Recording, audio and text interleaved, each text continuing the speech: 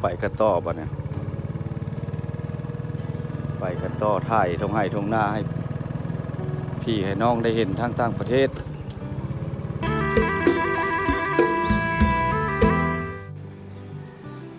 สบายดียามเช้าพี่น้องมื้อนี้เบาแปลงเปิดคลิปอยู่คอยน้องปลาลักสี่นะมื้อนี้เบาแปลงสิได้อัปเดตสถานการณ์ทงให้ทงหน้าว่าประชาชนแถวบ้านเรางัวบ้านถ้ำกระบุดเสียงแหวนเฮาได้กล้าได้มุ่งหรือบ่แต่ว่าบ่แปลงมาแว่น้อยหนึ่งพี่น้องเพราะว่าบ่แปลงสิได้อัปเดตเส้นทางให้พี่ให้น้องได้เห็นทางต่างประเทศนะว่าอยู่ลาวเฮานี่ดำหน้ากันละบ่หรือว่าแนวใดได้กล้าได้มุ่งละบ่ให้พี่ให้น้องเห็นภาคไปเล็กๆน้อยๆเนาะมื้อนี้กินกาแฟนำเพื่อนก่อนเพิ่นแปลงรถอยู่นี่ล่ะนี่เด้หานเพิ่นก็บ่ได้เห็นหน้าเนาะเพื่อนอยู่นี่เพิ่นเฮ็ดหน้าข้าวสารเพิ่นกินกาแฟกับเบ้าแปลงก็เลยได้เปิดคลิปถ่ายทงให้ทงหน้ามื้อนี้อัปเดตสถานการณ์ทงให้ทงหน้าให้พี่ให้น้องได้เบิ่งได้เห็นเพราะว่าสถานการณ์อยู่ประเทศลาวเฮาแข่งขม่วนเด้อพี่น้องเฮาพ่อป้าไม่ลุงอยู่ทางต่างประเทศคนลาวเฮาอยู่ประเทศนอกหรือว่าอยู่ไทยอยู่ประเทศใดก็แล้วแต่มื้อนี้สิได้รับอัปเดตสถานการณ์ให้พี่ให้น้องเบิ่งเอาติดตามต่อไปพี่น้องเฮาเนาะกินกาแฟก่อนจุดนี้ก็เป็นห้องเลื่อยเก่าหรือว่าลักคกเนาะแข่งขมวนห้องเลื่อยเก่าหรือว่าบ้านดงม่วงไข่ถนนหนทางเส้นนี้ก็ถือว่าไปมหาไซยมราชหรือว่าด้านจลมื้อนี้บ่าวแปลงสิได้อัปเดตสถานการณ์ที่ว่าทงให้ทงนาให้ทางพี่น้องทางต่างประเทศเฮาเนาะได้รับรู้ว่าบ่ทันได้ดำให้ดำนาเนาะผลบ่มีผลภาคอากาศทงให้ทงนาให้พี่น้องได้เห็นเส้นทางเส้นนี้ก็เป็นเส้นทางลักลงมาจากคอยหนองปลาลักซี่พี่น้องก็มีปั๊มน้ำมันแล้วก็มีบ่อนอันนั้นละบ่อนอันกะลารถที่ว่าซื้อเล็กเศษเนาะหรือว่าบ่อนรับซื้อของเก่าของแก่ในแห่งนี้ในบ้านดงมงไข่เนี่ยเฮาไปนี่ก็สิแยกไปด้านภาษีออกไปทางทงให้ทงนาอัปเดตสถานการณ์ให้พี่น้องได้เห็นทางต่างประเทศเอาไปติดตามเมื่อกันว่าสิเป็นในใดเนาะสภาพทางบ้านเฮาพี่น้องไปกันเลยมื้อนี้ก็โอกาสดีเบาแปลงได้มาอัปเดตทงให้ทงนาหรือว่าเส้นทางประเทศลาวนี่เป็นจังได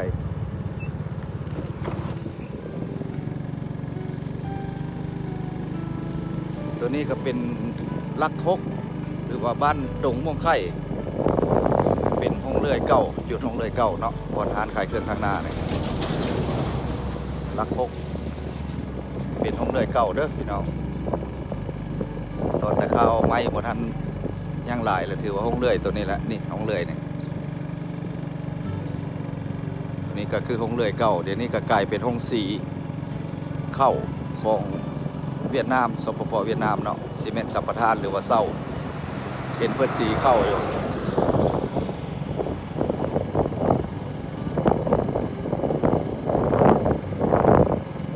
จากน้องจากหน่อยเนาะเสียงลมพัดจากน้องจากหน่อยท่านผู้ชมบ่าวแปลงกาติดตามสถานการณ์ทางซองหมู่เพื่อนทีมงานสิเป็นซองใหญ่ผู้ติดตามหลายนะแต่ว่าบ่าวแปลงเป็นซองน้อยก็ใช้บทเรียนจากซองหมู่เพื่อนเนาะถ่ายอัปเดตลงให้พี่ให้น้องได้เห็นสิเป็นคนลาวเฮาอยู่ต่างประเทศตัวนี้ก็เป็นห้านที่ว่าเก็บรถเครื่องเก่าของแก่เล็กเศษขายนี่เป็นปีภาษารถเนาะเห็นคือประเทศเพื่อนบ้านเว้าก็หลายเล็กก็กิโลนึง 8,000 เนาะผสมเล็กดีเล็กบ่ดีก็ 7,000 ปลายน้อยหนึ่งเพิ่นรับซื้อเป็นรถเป็นอย่างเพิ่นก็ซื้ออันนี้คือทางเข้าบ้านดงมองไข่แข่งขมวนเฮาคือเก่าตอนนี้กับบรรยากาศยามเช้าๆพี่น้องพระทรงองค์พระเจ้าเพิ่นก็เลาะบิณฑบาตอันนี้ก็คือวัดบ้านดงน้อยแล้วก็วัดดงใหญ่เพิ่นบิณฑบาตเนาะยามเช้าๆตัวนี้ก็กลายเป็นห้าน เวียดเนาะมาซ่อมรถยักษ์มาเศร้าสัมปทานห้านคนลาวก็มีห้านขายแนวกินซุกห้านขายเครื่องก่อสร้างก็มีหลาย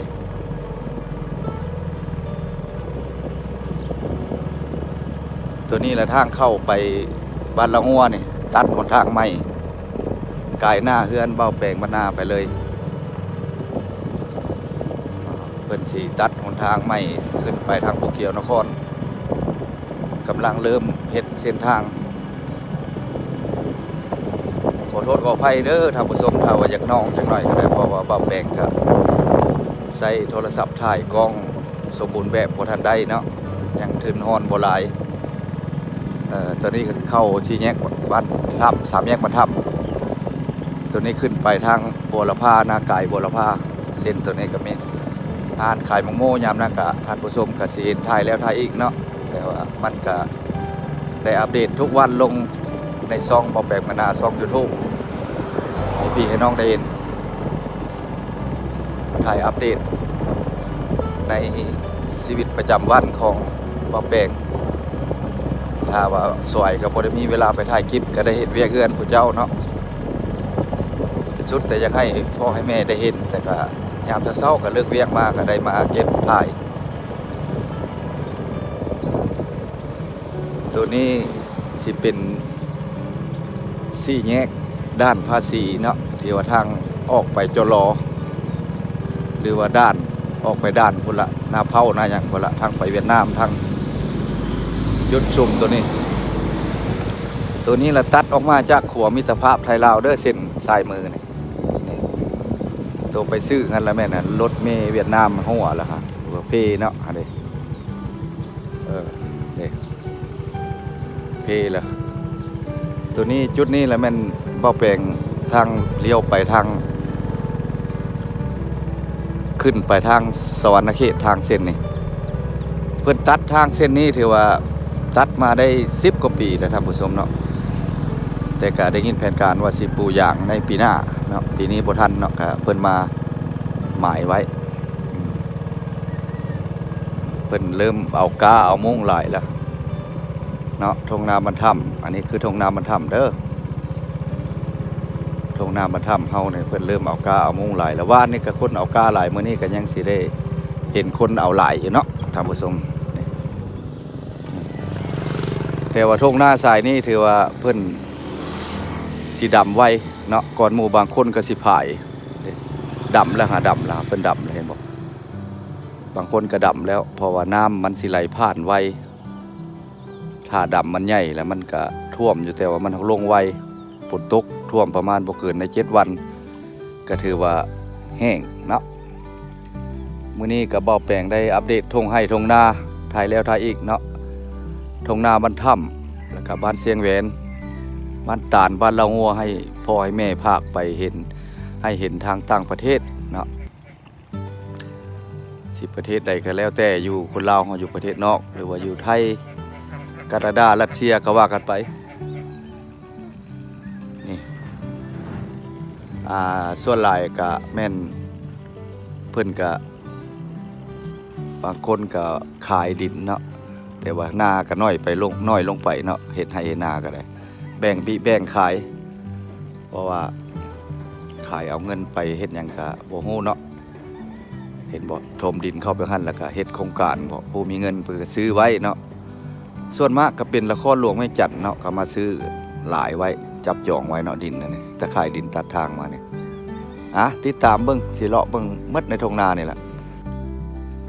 โซนนี้ก็แต่ก่อนก็เป็นทุ่งนาเพิ่นก็บุกเบิกเบะบินขายแล้วก็เลยบ่ได้เฮ็ดนาเนาะตัวนี้เราเป็นทุ่งนาบรรทัมอันนี้เพิ่นพายเอานี่เริ่มขึ้นแล้วนี่เริ่มขึ้นแล้วความจริงแล้วพายก็มาเบิ่งเสลียแล้วก็ลุบบ่ได้เข้าหลายปานใดอันนี้ก็ขายแล้วเขาเจ้าก็สิเฮ็ดเฮือนเนาะตามเบิ่งเพิ่นขายแล้วก็บ่ได้นาตะกี้ก็นางามเลยท่านผู้ชมได้อัปเดตทุ่งให้ทุ่งนาให้พ่อให้แม่เห็นเนาะทางต่างประเทศเพราะว่ามัน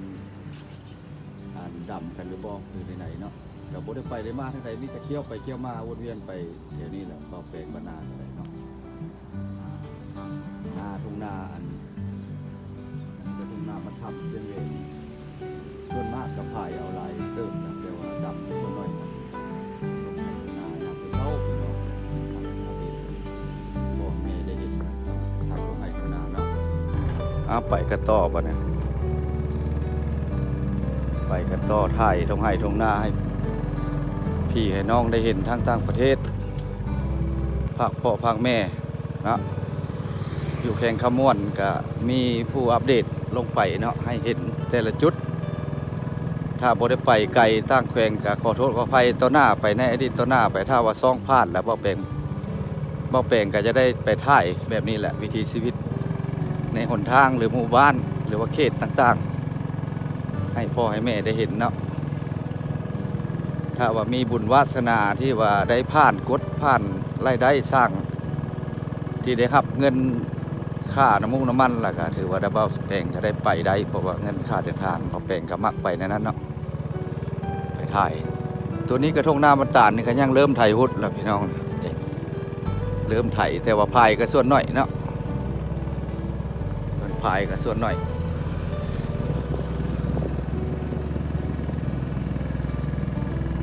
ฝนปีนี้ก็ตกซ่าเนี่ยครับผู้ชมฝนปีนี้ถือว่าตกอยากซ่าเดี๋ยวนี้กับโบแมนเดือน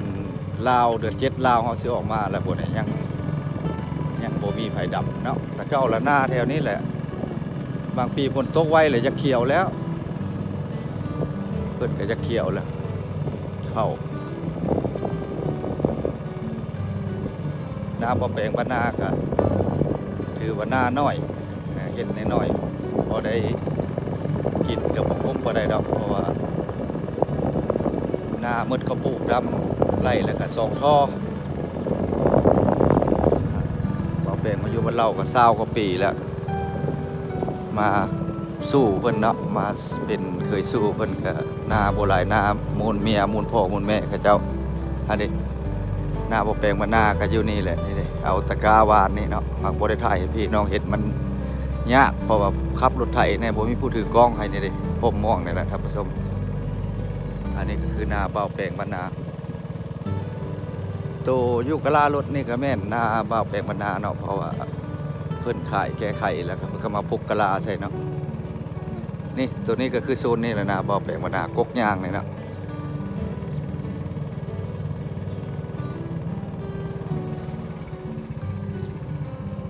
ส่วนมากก็ยังได้กล้าบ่หลายเพราะว่าว่านนี่กับบางคนก็บ่ได้เอาเพราะว่ามันค่าวัดประหัตวันนี้ระยะเอาหลายอยู่มื้อนี้ฝนตกกันน้อยๆพี่น้องนี่อันนี้ก็ถมแล้วซื้อแล้วพวกเพื่อนบ่เป็นหยังนี่ตะกี้ก็เป็นทงให้หน้านี่ก็ได้เนาะอันนี้ก็เป็นให้หน้าเขาเจ้าซื้อแล้วส่วนมากก็มีผู้มีเงินก็ซื้อไว้กับปลูกพันธุ์ปลูกนี่เส้นทางเส้นนี้ก็10 กว่าปีละตัดเนาะแต่ก่อนก็เป็นทงนาเจ้าตัดทางลัดก็เสียหน้าไปกับเพิ่นก็บ่ได้อันทดแทนให้ดอกเนาะเพราะมันเป็นเส้นทางของรัฐบาลประชาชนก็บ่ได้ว่าหยังกับดินก็เป็นราคาพุ่งขึ้นเลยบัดนี้ดินก็เลยทางมาฮอดเส้นนี้ก็ถือว่าดินเส้นอันดินตัวนี้กับราคาก็ขึ้นเลยเต็มเหนี่ยวเลยเนาะแมตรละเลยแหละแถมทางหน้าทางไปก็จะอยู่อันนี้นี่พายเอาเลยเด้อท่านผู้ชมนี่ตัวนี้เพิ่นพายเอาเลยตัวนี้ถือว่าสำเร็จและพายเอาเลยพายนี่ก็ทราบว่าเบ่งเบิ่งนี่ก็บ่ได้เข้าไปกระจกแต่ว่าเฮาสิไปสรุปใส่ประเทศเพื่อนบ้านเนี่ยเพิ่นพายเพิ่นเป็นหน้าหลายเนาะเป็น1,000 เฮกตาร์บ่400-500 เฮกตาร์ล่ะได้เจ้านาวังนานะเฮาพายแล้วมันบ่ได้นาเฮามันบ่อันนั้นแต่ว่าเป็นหยังจะว่าพายคนน้อยแหละมันใช้ต้นทุนน้อยเพิ่นก็ต้องได้พายเอามันใช้ต้นทุนน้อยอันนี้มันจ้างดำกระดื้อปีนี้นี่ว่าแปลงสิได้อัปเดตสถานการณ์เบิ่งในค่าดำค่าจ้างในย่านแพงเติบอยู่ปีกายนี่แหละ1,700,000หรือว่า1,800,000ปีนี้ได้200,000เลยละวันหนึงนะวันละนะจ้างคนดำนานะพี่น้อง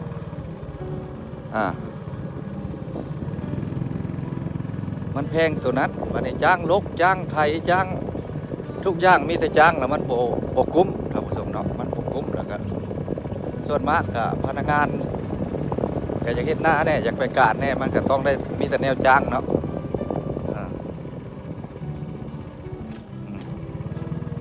ตัวนี้ก็ยังบ่ได้ไถหุดเลยนี่ท่านผู้ชมทุ่งนี้ก็ได้ตัวนี้ทุ่งนาบ้านเล่าเด้อนี่ภาคนี่นาวังนาน้ำนาทามแล้วนี่ก็ยังบ่มีน้ำยังโคโลอยู่เนาะจอดเอาซะมันจะเงียบเลยเนาะท่านผู้ชมยังบ่ได้ไถหุดก็เลยยังแปลนหลายๆอันนั้นแหละบ่แปลงจะได้อัปเดตสถานการณ์ให้พ่อให้แม่เห็นทั้งต่างประเทศสหรัฐอเมริกาบ่รัสเซียแล้วพวกเนี้ยก็ว่ากันไปเนาะกาลาดอกกาลาดาคนลาวอยู่คนก็ได้นี่อัปเดตสถานการณ์ลงไปทุกวันเนาะถือว่ายังแห้งกระแดงอยู่กะฝนตกมีน้ำมาพอแล้วเพิ่นจังสิเริ่มได้การะดับอันนี้คนก็ยังบ่ได้กาก็หลายยัง 30% เนาะถือว่าได้กาเนี่ยบ่ทันได้ฮอด 100% ได้เห็น 100% มันได้ต้องได้ทุกคนเนาะบางคนก็ท่ากาน้ำจุดนี้เขาเจ้าก็ขายตะกี้ก็เป็นให้นาเขาเจ้าขายกับปลูกเขื่อนแล้วนี่ท่านผู้ชมนี่เด้จะว่าเฮ็ดนาก็น้อยลงคือบ่แปลงเว้านะมันเข้าก็สิแพงขึ้นเฮ็ดเขื่อนแล้วนี่ผู้เพิ่นนะเขาเฮ็ดเขื่อนอยากอยู่หน้าทางเลยเนาะถ้าปลูกเขื่อนแล้วก็ขายเม็ดละแล้วก็ถมเข้าไปแล้วก็ปลูกเขื่อนแล้วก็หน้าก็บ่ได้เฮ็ดเพราะว่าหน้ามันก็เบิ่งติดตามผ่านมานี่ก็บ่ได้เศร้าบ่ได้สู้เศร้าคือแต่พ่อแต่แม่ว่าซับเศร้าออกไปเนาะหรือว่าสมัยงัวควายบ่แปลงก็เกิดทันก็ได้เฮ็ดนาไปเรื่อยๆเข้าแล้วมันสิถึกลงอันนี้มีแต่น้อยหลุดลงเด้มันเฮ็ดนานี่เด้ก็เรื่องของเพิ่นเอาว่าพื้นสู่กันฟังเนาะนี่ยังแห้งกระแดงอยู่เพื่อนเบาแปลงสิเข้าไปถ่ายทางด้านในทางทุ่งภาคนั้นอันนี้ก็เป็นหมู่เพื่อนของเบาแปลงเนาะมาเฮ็ดเฮือนหลังนี้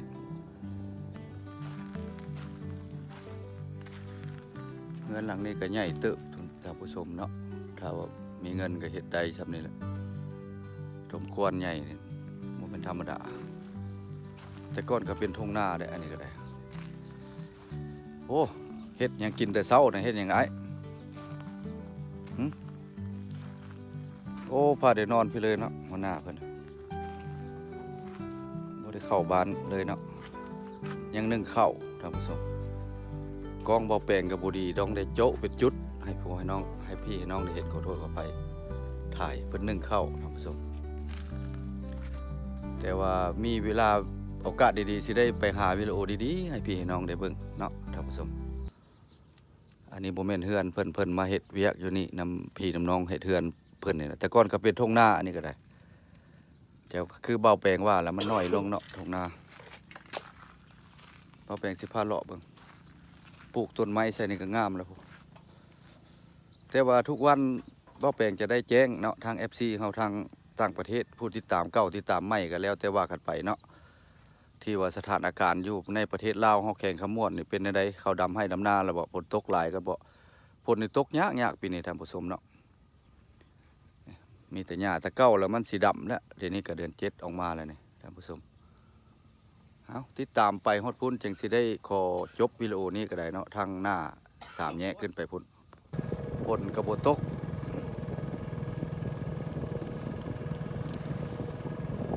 ทางเส้นนี้แหละเป็นทางลัดสิเป็นทางใหญ่ทางเอก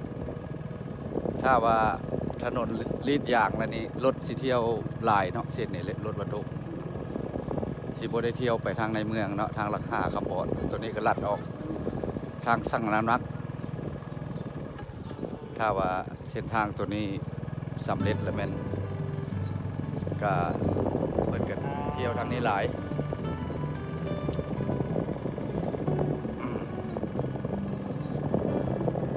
อยากน้องลมจังหน่อยก็ขอโทษขออภัยเด้อท่านผู้ชมเสียงรถมันก็บ่เงียบเนาะรถบ่แม่นรถเงียบรถมาเลเซียเนาะใส่ลองเบิ่งบ่แม่นรถไทยก็สิเงียบกว่านี้อยู่บ้านเรือนซ่านต่างๆก็เรือนคนก็เกิดขึ้นหลายแล้วทางมาฮอดไผก็จับจองดินไว้ซื้ออยากอยู่แคบทางไผก็ได้เนาะอันนี้4แยกไปเสียงแหวน ทางนี้แหละมีวัดพักเด้อนี่ในหลังวัดพักในท่านผู้ชมเนาะถ้าว่า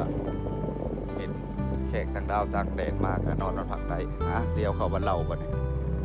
วิดีโอนี้ก็สิขอปิดคลิปไว้เพียงส่ำนี้ก่อนพี่น้องคลิปหน้าคลิปในพอๆกันใหม่ไปก่อนพี่น้องเฮาเนาะไปก่อนบ๊ายบาย